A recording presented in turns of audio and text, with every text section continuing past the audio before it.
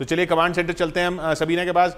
सबीना, हम देख रहे हैं वहां पर पूरा इंतजाम है, तस्वीरें यहां पर भी डायरेक्ट आ रही हैं। अब वो कमांड का इंतजार है, बस जब वो कमांड दे दी जाएगी लैंडर को डिसेंड करने की, और उसके बाद लैंडर का कंप्यूटर जो है वो उसको टेक ओवर कर लेगा और फिर वो अपने आप लैंड करना शुरू करेगा। थोड़ा सा नेटवर्क का अगर आपने सवाल ही मुझसे पूछा है किशोर, तो इसका जवाब यही है कि बस अब कुछ चंद पलों का यहाँ पर इंतजार है। सबसे बड़ी स्क्रीन के जरिए पूरी दुनिया के सामने आज हिंदुस्तान की ताकत जाने वाली है। अब इंतजार यहाँ पर इसरो के वैज्ञानिकों की उस कड़ी मेहनत का किया जा रहा है, जहाँ बहुत बारीकी से बताया जा रहा है कि किस तरह से लॉन्च किया गया, कौन कौन से वो पार्ट इसमें लगाए गए हैं जिसके जरिए सॉफ्ट लैंडिंग की जो संभावना है वो 100% यहाँ पर तय हो जाती है। हालांकि आखिरी वक्त तक सांसें टिकी रहेंगी हमारे वैज्ञानिकों की, पूरे देश की, इसमें कोई दो राय नहीं है, कोई शक नहीं है। लेकिन इंतजार अब उन्हीं चंद पलों का किया जा रहा है जब पूरी तस्वीर इस सबसे बड़ी स्क्रीन के जरिए न सिर्फ भारत बल्कि पूरी दुनिया के सामने होगी। जी हाँ, अच्छा ये बताइए कि पिछली बार किस पॉइंट पे संपर्क टूटा था? जब वो उसके सतह से 400 ये वाली कमांड दे दी गई थी। यस, तो उसके आई थिंक वो कुछ 50 मीटर फाइन ब्रेकिंग के टाइम इससे टूटा था। जो लास्ट के जो 15 मिनट में जो मतलब जो फाइन ब्रेकिंग फेज था, शायद वहां पे इससे जो बिल्कुल आखिर में जब बिल्कुल ब्रेक लगनी थी। नहीं, नॉट उसके बाद दो स्टेज और थी, मतलब फाइन ब्रेकिंग के फाइन ब्रेकिंग की जो स्टेज थी ना, उस टाइम पे जो है सॉफ्टवेयर ग्लिच आया था। लगभग 400 किलोमीटर लगा सकते हैं आप। हाँ, तो और उसके बाद फिर पता नहीं चला उसका क्या हुआ? नहीं, फिर वो मतलब क्रैश लैंड किया। हाँ। फिर तस्वीरों से ऐसा इसरो ने कहा कि वो एक ही सिंगल पीस में था, क्रैश होके बिखरा नहीं था। अच्छा, तो हाँ, ऐसा इमेजेस से खत्म हो गया था। तो उसका जैसे उसके ऑर्बिटर से इसने संपर्क किया है, उसके अंदर भी तो रोवर था।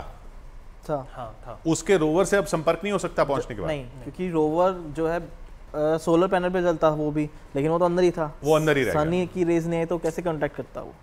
जी, तो खैर अब तो बस कुछ ही मिनटों का इंतजार है। जो ये हम सारी बातें कर रहे हैं वो डिसेंट शुरू होने वाली है, वो डिसेंट बस अब शुरू होने वाली है। चंद्रयान 3 की लैंडिंग 5 मिनट बाद ये प्रक्रिया शुरू होगी। वो कमांड दी जाएगी 5:44 पर लैंडिंग कमांड दी जाएगी, ऐसा हमें बताया गया है। और फिर 5:44 से 6:04 का समय है जो हमें इंतज़ार करना होगा, देखना होगा।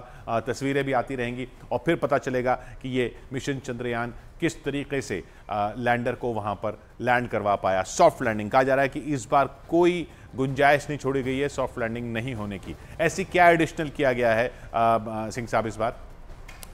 ये शायद इन चीज़ों को हमने पीस मील में अपने अभी चर्चा में कहा, जैसे डिफरेंट सेंसर्स लगाना अलग अलग। हाँ, जैसे जब बात कर रहे थे मैंने बताया सेंसर्स हैं, ये 5 से 4 थ्रस्टर करना, फ्यूल बनाना और थ्रस्टर्स में उनको मतलब कंट्रोल करना, ये इसमें नया किया गया है।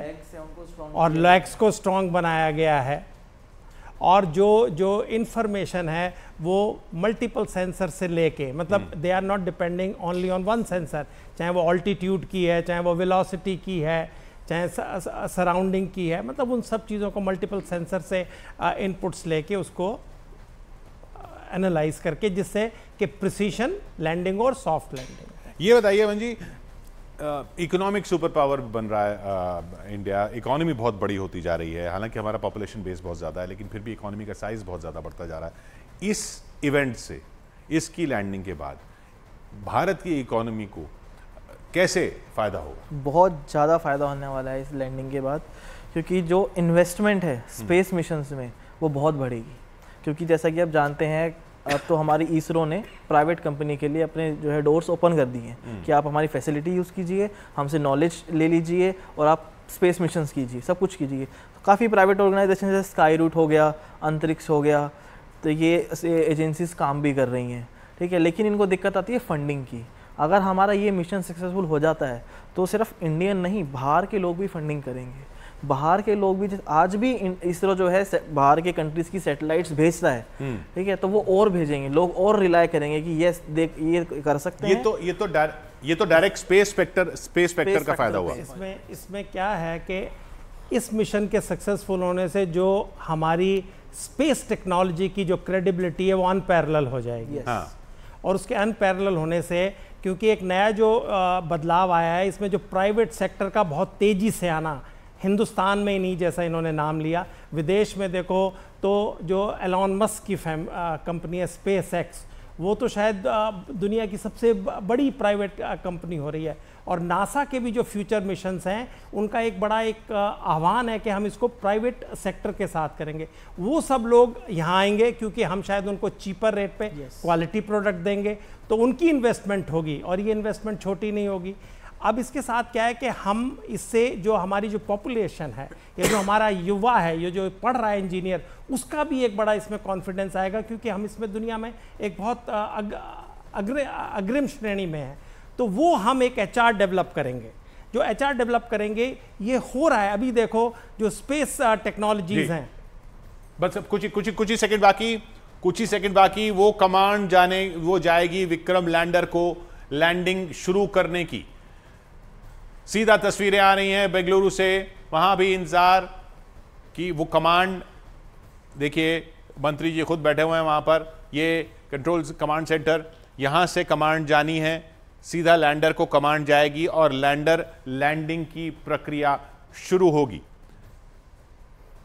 कुछ ही सेकंड बाद ये कमांड, कुछ ही वक्त बाद, कुछ ही पलों बाद ये कमांड जानी है। उसी का हम यहां पर इंतजार कर रहे हैं।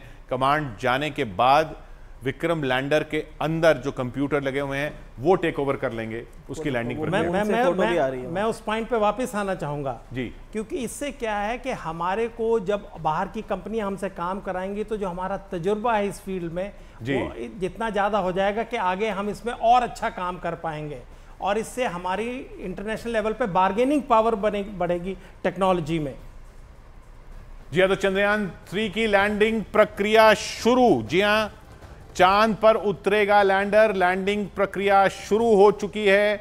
इसरो से कमांड जा चुका है। अच्छा, ये कमांड जाने में भी आपने बताया था वक्त लगता है वहां तक पहुंचने में, तो वो टाइम फैक्टर्ड इन होगा। वो टाइम फैक्टर्ड इन है। वो अब यहां से कमांड अभी गई, फिर वो कुछ मिनट लगेंगे, फैक्टर्ड इन होगा, सब कुछ वो इंक्लूड करके ये जो टाइम बताया इन्होंने। तो वो जब कमांड कुछ मिनटों बाद पहुंचेगी उसके बाद उसका कंप्यूटर टेक ओवर करेगा। अब एग्जैक्टली कब पहुंचेगी, हो सकता है वो इस तरह से प्रोग्राम्ड हो कि कोई कमांड नहीं जाए तो ऑटोमेटिकली वो उस सीक्वेंस में जाए। जी जी जी। तो अब ये बताइए, अब हम जो इतनी जो 2 दिन से 3 दिन से लगातार इस पर नज़र बनाए हुए हैं, लगातार बात कर रहे हैं, वो कार्यक्रम शुरू हो चुका है, वो प्रोग्राम शुरू हो चुका है। अब ये जो चक्कर काट रहा है अभी इस पोजीशन में है, इसकी स्पीड कम होनी शुरू हुई होगी। पहला स्टेज क्या है? पहला स्टेज तो उसकी जो स्पीड है उसको ही डिक्रीजमेंट में लाएगा वो, ताकि वो उसकी सतह के पास आ सके, उसकी सतह के पास आके जज कर सके कि मुझे इस पोजीशन, जो उसकी परफेक्ट प्लेस चुनी गई है उसे लैंड करने की, वो उस पोजीशन के पास आ सके। और उस पोजीशन के पास आके वो एनालाइज करके उस चीज़ को अपनी पोजीशन, अपने पैरेलल जो अभी वो रोटेट कर रहा है उसको परपेंडिकुलर लाके सीधा वर्टिकली लैंड कर सके on the surface of moon. जी हाँ, चलिए फिर सबीना के पास चलते हैं।